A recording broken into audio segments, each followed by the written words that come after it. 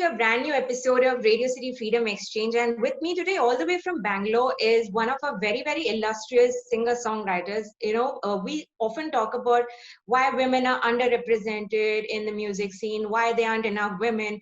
But when you see this journey and the story of Ruhee Ahamed, Bangalore's very prolific name, it's no surprise for a lot of people in Bangalore, especially to know that, how far has Ruhee come in her journey from, singing at the age of 3, being a part of a lot of illustrious choir. Thank you so much for joining us this afternoon, Ruhee. Thanks for having me. Thanks for having me. I believe you're quite elated with the success of your recent single called Maybe I'm Foolish. So just for our listeners who aren't aware yet, what is the song about and why did you think of writing the song? Because I believe you've written the song also after a long gap which you took for personal issues. Yeah. I think this song sort of represents a lot of struggle. I think most of us have been through at one point in time in our life. And specifically about this song, I think it's that bittersweet journey of the heart where your of having to let go but not wanting to let go, and is this thing about how you want to really hold on to the people that you're so comfortable with, and all of a sudden change the change in how you sort of deal with that, and your mind just is constantly asking questions, doubting yourself, doubting what you've had, doubting your past, doubting, questioning your future. And I think at some point in time most of us have been there, and personally as an artist, I think that's where I come from. Questions, and how I love to sort of explore every perspective, whether it's relationships, and that's mostly what I write about. Personally, I write a lot about romantic relationships with yourself, even to a certain extent of how I see the world or how the world sees me. And it's been a very exciting journey so far, and still discovering so much more that's there to write about. So, I mean, when we speak of the song, can we look at it this way that sometimes, not from an artist perspective, but from an individual perspective, sometimes it happens to us that we have, external support through family, friends, through a lot of our loved or near and dear ones, and still sometimes within ourselves, internally, there'll always be a slight conflict or a slight room for doubt where we aren't very sure, we aren't very secure about things that are happening around us. I mean, is that song based on that perspective? I feel like as a listener, me as an artist should always sort of give room to you as a listener to sort of interpret the song and take meaning from that and apply it to yourself and in your life. But place that it's written from is quite different, in the sense that a very, very close friend of mine, who has actually two best friends of actually literally grown up with each other, loving each other and been with each other for a very long time. And all of a sudden, the whole falling out of love is just a term you hear, and you don't sort of associate it to that happening to someone close to you or someone or yourself, if you're one of those people. And even in that sense, the questions you ask yourself is extremely personal, is extremely is it's so it comes from that place of self-reflection, and more importantly that place of uncertainty. It's like you said, that part of you that doubts yourself, that's completely doubting everything you've shared, and still not trying to be judgmental, still not trying, just there are these stages that you go through, from shock to to frustration, to anger, to acceptance, and then maybe coming out foolishly hopeful. So what if we can't work out? Maybe there's that place, there's that chance for us to just try and see if this happens.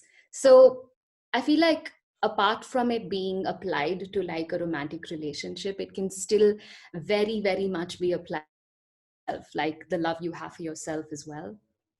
And you can really sort of internalize it. It's like I said, a song that an artist writes, and how it's perceived can really open my eyes. Like the number of people who have come to me saying, oh my god, I had tears listening to this part, and this part was so well written. And I'm like, I didn't expect that. I mean, you don't expect that kind of a feedback when you write from some place that the words come from. And it's actually very, very joyous. And I think I appreciate it a lot when someone comes to me and says, that song really helped me go through this, and that song helped me understand a little bit about myself. And I feel like that's what every singer songwriter, the fact, I feel like we write because like you relate to that, and it's our little piece of heaven. I think it's very, very sort of, selfish to say that, but it truly is. It keeps us motivated to continue writing about experiences. Is that the mood actually that you wish to bring to your EP, Things I Have to Say? Because the song Maybe I'm Foolish is part of the EP. So is this the mood that you wish to maintain throughout your EP, the songs that are upcoming? Yes. So there was a small sort of theme that went behind even the promotion for Maybe I'm Foolish. A very simple sort of thought that went behind. So a little background about me. I come from a very orthodox Muslim family. So to get where I am today has been a journey, to say the very least. And there have been I'm a sure it must lot. have required a whole lot of rebellion for sure. Yes, you can very, very simply say that in very simple terms. But yeah, and a woman from a Muslim family, especially when music is considered haram, Oh my God. is a very, very touchy topic more than anything. But thankfully, I've been blessed with an extremely open-minded partner who has never stopped encouraging me from trying to sort of pursue my dreams, and never sort of got me down in that sense. And it's this EP, Things I Have to Say, is literally that. It's not me sort of coming out as rebellious persona or anything like that. It's just thoughts that have been with me for a very long time, and even the songs that I ended up writing sort of happen to be in that sort of dialogue. And there's a lot of things we think about, um, even as women, to feel politically correct, to feel, um, oh, you're not allowed to say that, I mean, come on, consider, be be aware of someone else's feeling. I mean, no matter how much that person has hurt you, you'd still like, some of us, especially, I'm one of those people who would still think 10 times before defending myself, or saying something that will actually put someone else in their place, or even to myself. Like sometimes there are doors in my mind that I firmly shut and lock, and not allow those particular thoughts to escape, just because it'll put me in a mode where I'm just extremely in a weird place, or it won't suit my day. It's not the day I can't think about this. Today is not the day I can't think about thoughts like this. Right. So yeah, the thoughts that we really don't give voice to, a lot of unspoken stuff. I'm not saying you need to speak your mind every single time, but those things that even you don't allow yourself to tell you, those there is a few of those songs as well in my upcoming EP. So yeah, I feel like, coming back to your question, it's a lot to do with, exactly that. The things I'll have to say, it might make you feel a little uncomfortable, but don't stop yourself from questioning that. Even the Right. song Maybe I'm Foolish is exactly that. Someone else outside of, who doesn't know me might just come and say, listen, like, that's happened to you. I mean, you should have learned your lesson. Why would you even think of such foolish thoughts about giving someone else a chance, and it's, though it's really foolish, it's allowing that, yeah, you know. So what, I'll still hope, I'll still be hopeful, I'll still be that person who has that, you know, tiny hope that everything in the world will be better, you know. I can bring smiles. I mean, it's just, yeah, it's things you don't even realize you tell yourself on days you wake up when you're not feeling the best. But yeah, things that get you through. You started singing from the age of 3. You've been a part of a lot of choirs, I believe. Some of the big city choirs. If I have to mention a few names: Wishbone Factory, Camerata, Concordia, and Coral Riff. So how these choirs happen? The training ground for you? Were these where you first started nurturing your singing aspirations? I think it started off way before that, to be fairly honest. In school, I think I had some very good exposure in school. I had some great music teachers, and I was actually roped in to sing harmonies for mass. I mean, I studied in a Catholic school in Bangalore called Sapphires. And I absolutely loved going for the mass that used to happen for all the Catholic kids. And I used to squeeze in and just be like, can I please just sing with you guys? Because the harmonies were so beautiful. And I think I just fell in love with that culture, to be able to just sing out, and whether it's in praise to God, whether it's, especially singing in harmonies. I feel like I learned a lot about singing from since then. And then slowly it just went on to musical theater.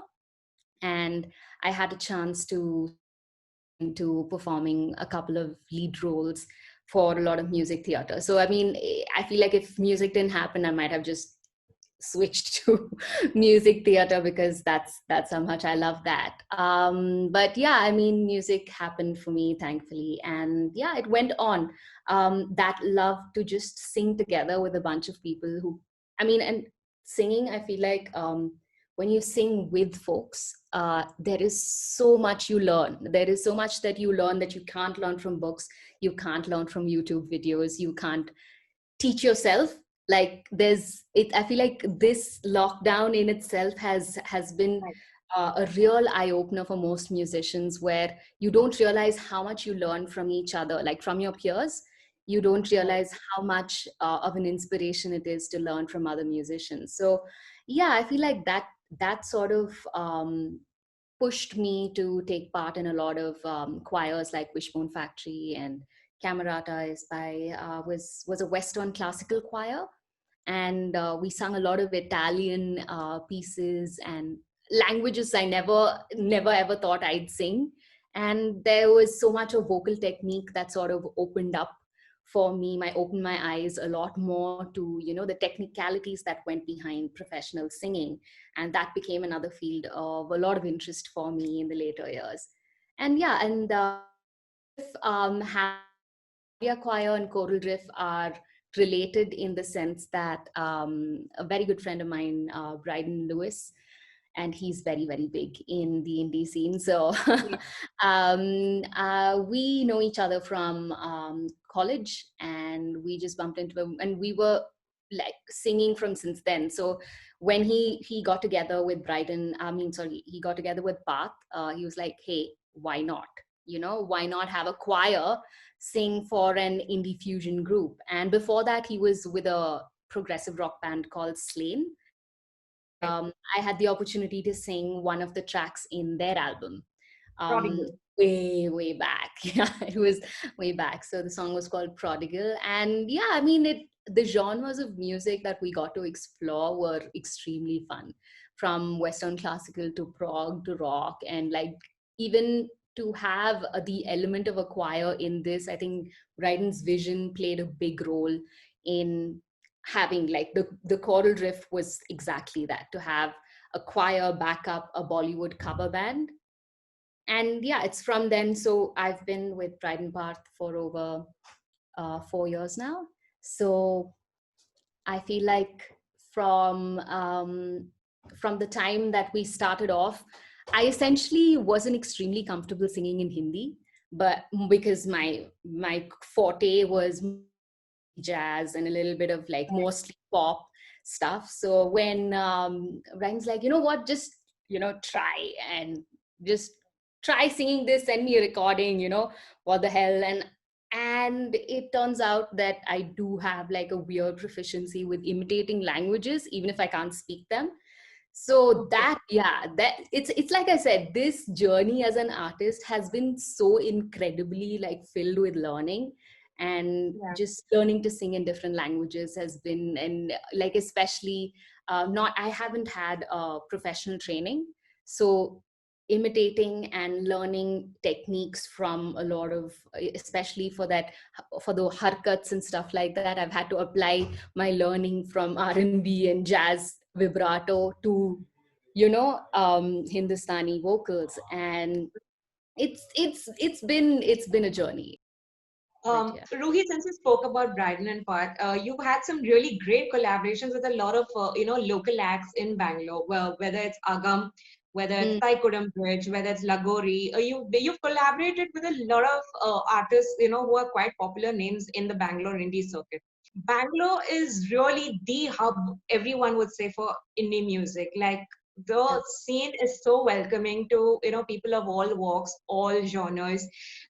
There's an audience, there's an appetite for every kind of music. How do you look at the evolution as a hub for indie music? Wow, that's a loaded question.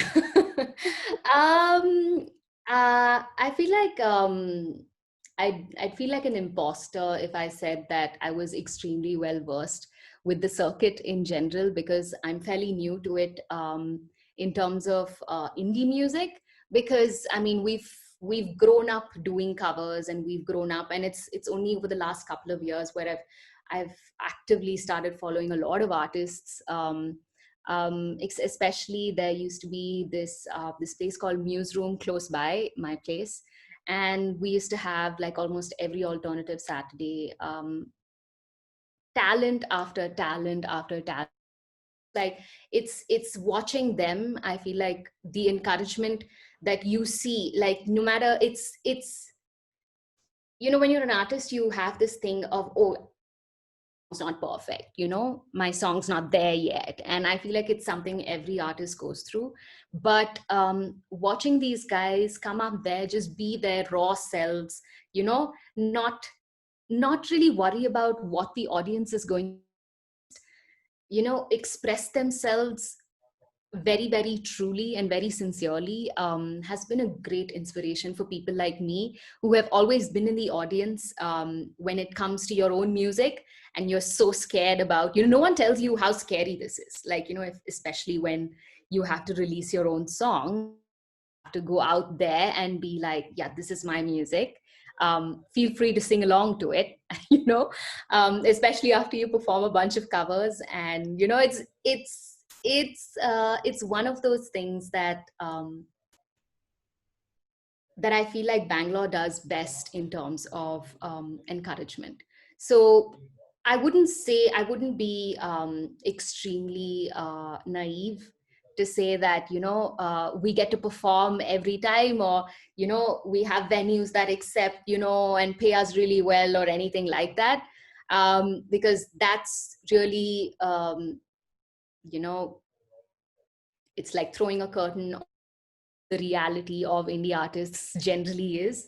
But I feel like, yeah, watching each other, pushing each other, encouraging each other, really, I feel like, yeah, just that the fact that there are venues is great, and there are venues who will allow not so happening artists to come and have their say and share their music, is also one of the bigger perks of being a Bangalorean artist, like, to begin with. And I'm still I've not even gone through the door in that sense, with my music specifically, even though I've been in the audience countless times. This song and this upcoming album, especially the timing of it, we've we already should have been performing and taking our songs to the stage, but because of the lockdown and everyone, it's not being safe to sit and practice, and online practice not happening, and all of that is putting a damper on things. But yeah, I mean, there's been a lot of new music coming out in spite of that.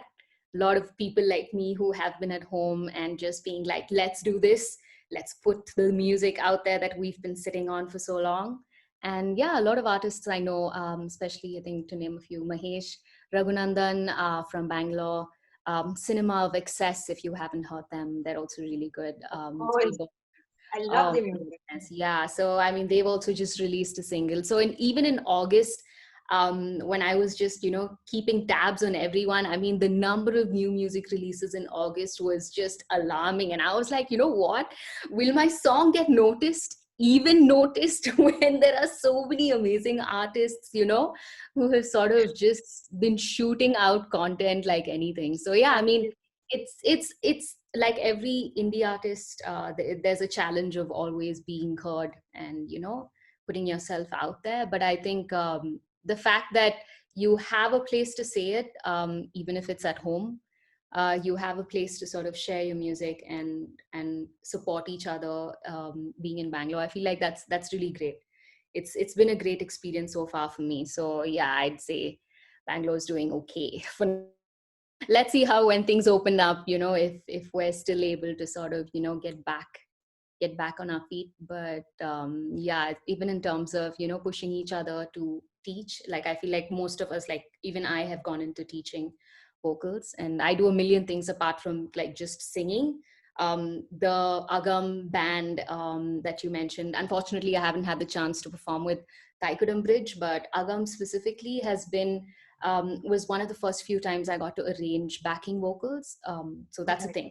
Yeah, it's a thing where you have someone arrange voices with, depending on the song. And I've had Right.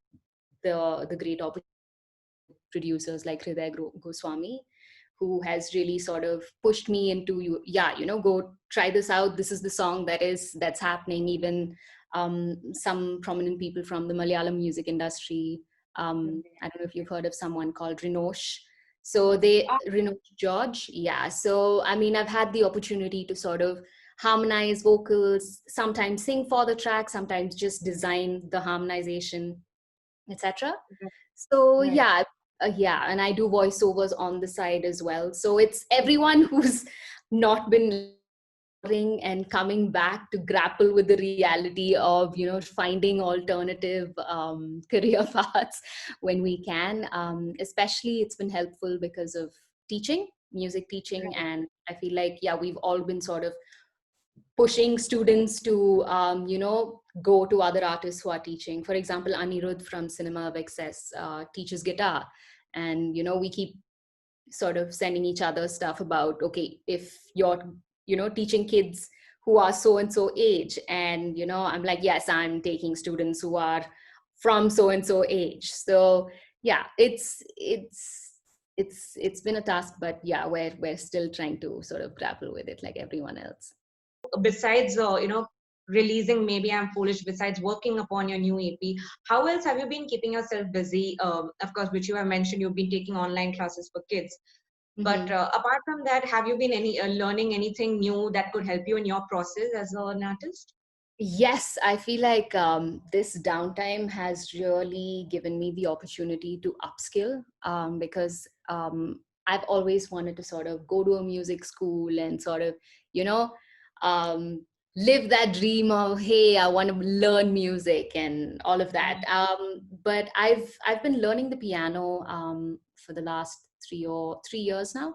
I was due to take my grade 5 exams this year, but there's still a stipulation on how the exams are going to be conducted and all of that. But yes, the preparation is still going on. So grade 5 is due end of the year sometime. But apart from that, I think I've been extremely sort of curious about um, composing and composing process. And I don't know if you've heard of this artist called, he's extremely famous in Bangalore, and I'm sure you've heard Nathaniel School of Music, the Jason Zachariah. is the Yeah. keyboardist. And yeah, so I mean, he's been holding a few classes and musicianship classes and some vocal harmony classes. I mean, a lot of questions that I've always sort of never found, YouTube videos to answer. Have I mean, that's your first go-to thing when you don't have time to sort of Right, take right. classes. Is, when you face an issue, your first instinct is Google and YouTube and On someone who's done YouTube. it before sharing their experiences, right? So this, I think, like, I feel like Right. these classes have really sort of helped decode a lot of myths that I had about a lot of things and give me extremely new perspectives for composition specifically.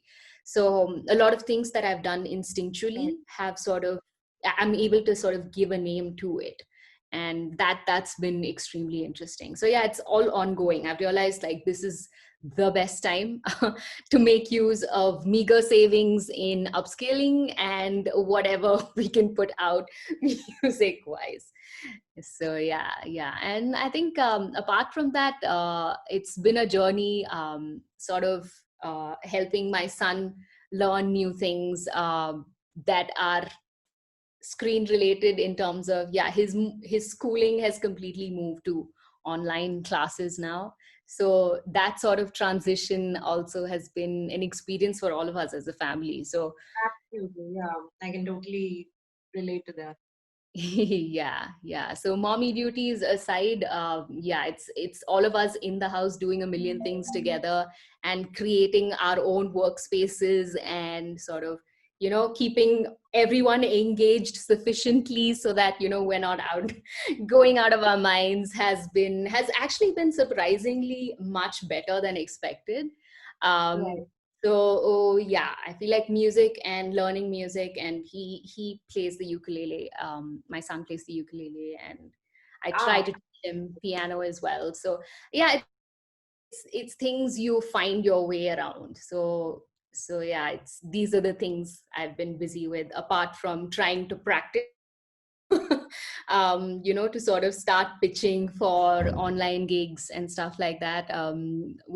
The practice has gone for a halt because the pianist. So we're a piano and vocal duo as of Hmm. now. I have Israel Thomas, who's from Ivory Coast, and he's been a huge influence in terms of how I've sort of started exploring more of jazz and R&B, because I feel like the way he sort of perceives my songs and sort of gives it a new style, a new life in itself, is something I'm always sort of, every practice is always filled with new learning. So it's like I said, so there was like that entire beginning of the lockdown where really hard to just motivate yourself and try to get practice, try to just either get to singing. Like there would be days and weeks where I would just not sing, and then Yeah. really struggle getting back to singing and getting back to a routine. And I struggle with routine as it is. Ruhi, since you just mentioned that, while you be keeping tabs on, on the work of other musicians. So, which are some of the releases that you've heard this quarantine period that has inspired and maybe generated a sort of a healthy and be like, damn, why can I write stuff like that? Can that be my music? I feel like there are too many of those to count in that sense, honestly, because there's so much amazing talent out there. It's it's inevitable. It's inevitable to sort of go back and say, "Oh, I wish I'd written that," So I feel like the artists I've been currently following, Frizzell D'Souza. If you Oh haven't, my God. I have just been falling in love with her voice. And I think the Absolutely. other artist, obviously Mahesh Raghunandan, is again coming out with a release soon. I think this October 7th. Like I said, Cinema of Excess, Mighty Angel is another song that's really Oh, beautiful. I I fell in love love their with the song. songwriting. Yeah, I mean, I'm a big fan of Anirudh's songwriting in general, but Right. yeah, that song also is really beautiful. But I think I follow a couple of other international indie artists as well. Apart from them, I feel like of late I recently discovered someone called Anushka Shrishti. I don't even know if I'm pronouncing her name right, but she does these little 15-second reels of like just songwriting, instantaneous sort of songwriting, and really, really cool things that she does. And her songs too are just the voices, like the way the expression happens, especially with your personal style. I think that's what's been so intriguing. Like this, so I'm not extremely socially active in terms of on social media specifically. So I've had to really buck up, especially like for this release of mine. I've really had to sort of get it together and start sort of, engaging a little bit more online and specifically on Instagram. But I feel like it's been well worth it for the number of incredibly talented people I've come across. Right. One of the other artists that I think needs particular mention is someone called Linda Diaz. So she's someone I came across. So I follow NPR Tiny Desk concerts quite avidly. And she is someone who recently won the 2020 challenge. And Yeah. her song called Green Tea Ice Cream has been on repeat. Yeah, it's called Green Tea Ice Cream. If you haven't checked it out yet, the vibe of that song is just, it just puts you in that really, really chill mood, no matter what sort of day you're having. More than the idea of listening to the song, just the variant, the flavor variant of that ice cream only has kind of got me intrigued. Like, what is available anywhere around it? Exactly, exactly. And you should watch their live, like the submission that they did to NPR Music Concert. There's this YouTube video of theirs that they've put up. Beautiful, like the harmonies are really nice, and just the vibe of the song and what she's going on about, even her songwriting style. It's been really interesting. But yeah, these have been, I feel like, yeah, a few other international artists I think I keep following are someone called Liv Official, she calls herself, and someone called Lizzie McPine. So I go for fairly melancholic music. I don't think I can write happy songs as of yet. Still getting there, still trying to sort of, explore the horizons. But sad songs, I feel like, are something I absolutely fall in love with. And yeah, Songs. Okay. sad songs. Yeah, sad songs and just extremely sort of emotive, melancholic songs. Right. In general, I feel like there's so much to write about when it comes to perspectives in that particular segment of emotion, so to speak. And yeah, a lot of people I've come across who are sort of in that space, who sort of think like that. So yeah, it's been an amazing journey. I think another mention would have to be this artist called Kamakshi Khanna. I've Oh, recently, yeah, from Delhi. Lord, I was just like, your voice is just too too beautiful for words. And yeah, like I've realized there's that sort of inhibition to just pick up, something and write and ask your audience to be like, okay, tell me what you feel like I should write today. Is It takes a lot of courage, and I feel like big shout out to her for doing some amazing things like that. Really inspiring, extremely inspiring. Fantastic. Ruby, thank you so much for this chat with us, this afternoon. It's been wonderful trying to know you a little, trying to know a little more about you, about your journey and about your aspirations. And it's commendable how you've been handling all of it while being a hands-on mom as well. It's beyond commendable. Thank you so much for joining us. Thank you so much for having me, Vijayalakshmi. It has been really, really, really touched that, you guys would take the time out to speak to, someone who's just sort of finding my feet in this, in this big bad world. But yeah, thank you so much for having me. The It's pleasure been is ours. Absolutely. Radio City.